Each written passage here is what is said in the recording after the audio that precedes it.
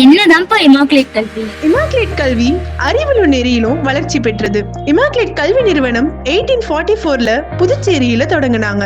இதோட அடிப்படை நோக்கம் என்னன்னா, பெண்கள் கல்வி மூலியமா விடுதலை பெறணும்ன்றதுதான். அப்போதைய காலத்துல பெண்கள் கல்வி கத்துக்க கூட முடியாம இருந்தப்போ ஹீரோ மாதிரி ஒருத்தர் வந்தாரு. அவர் வேற யாரும் இல்லைங்க, நம்ம பிரெஞ்சு தந்தை லூயிஸ் செவீனியன் துப்பீஸ். இவரு பெண்களோட கல்விக்காக தன்னோட வாழ்க்கையே அர்ப்பணிச்சாரு. என்னதான் இமாக்குலேட் கொடுக்குது? என்ன இப்படி கேட்டுட்ட? நேர்மையான கல்வி கொடுக்குது.